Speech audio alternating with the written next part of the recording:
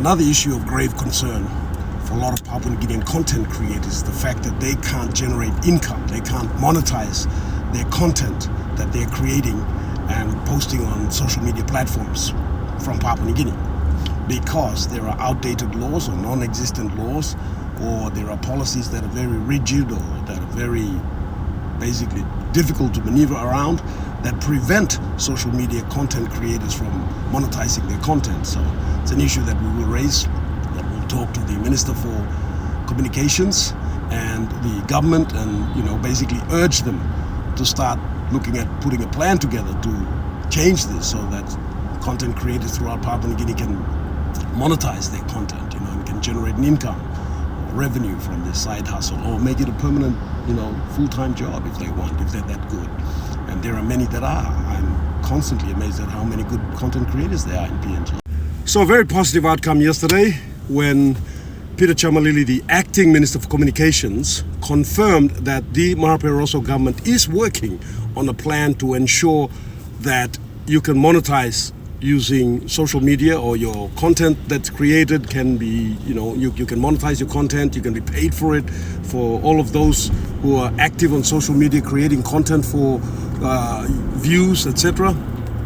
That's great news for all of you. Also SMEs that are using the internet, that are using social media for business purposes, we want to ensure that you can be able to generate income using social media, being creative, being innovative. I ask you to be responsible. If you're creating content, try to portray PNG in positive light. And there's so many things you could talk about our country that are positive things that, draw positive attention to our country. Yes, we have negatives. Yes, we have things going wrong.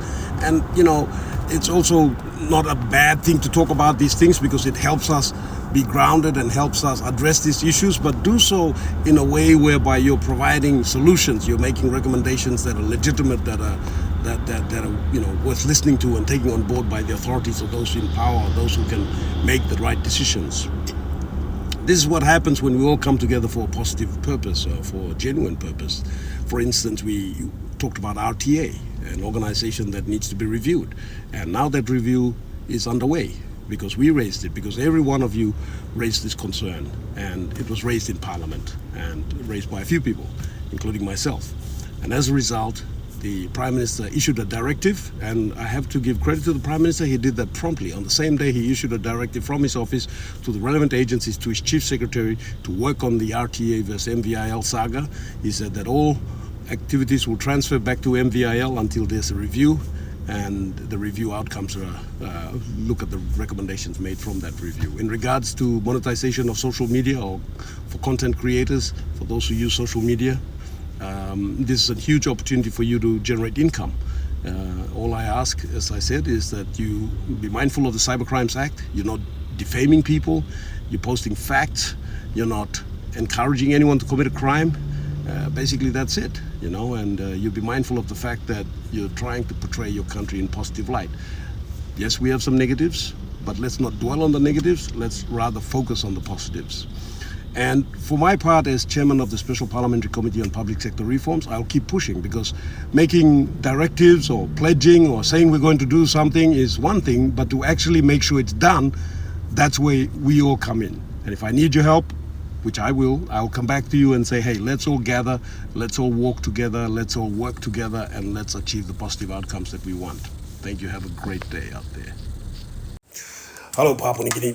Just a very quick update on where we are insofar as the issues that were all brought to our attention and raised in Parliament, and the commitments we received from the government, the Prime Minister and the NEC, in regards to the RTA versus MVIL saga. It's good to see that MVIL has already done a magnificent job getting out there, informing the public as to exactly what happens, that the functions of issuance of driver's licenses and registration of vehicles reverts back to MVIL. You can go to MVIL and get your licenses processed and your vehicles registered, as used to be the case in the past before the changes took place.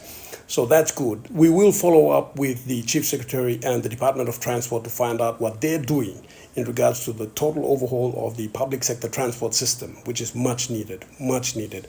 The public sector transport system in Papua New Guinea is atrocious, it's outdated, and it is not fair on our people to use such a system that's, I would say, absolutely below standard, probably the worst in the Southern Hemisphere. In regards to the monetization of social media platforms, I've spoken to the Minister for Communications, the Honorable Peter Chemalili. He has assured me that he will give me a roadmap, a plan, as to how the government is going to address this, how the government is going to address each and every impediment that prevents the monetization of social media content, or social media platforms, sorry. It's one thing to raise issues, but we have to keep driving, we have to keep being persistent, and I need every one of you to work with us on this until eventually the commitments made are realized. Okay. The other issue of concern raised by many of you is the NID issue, and we will work on that vigorously to find out what's happening with NID. Why does it take so long to get an NID card? What are the challenges? Where are the blockages? And we will work together to remove those blockages.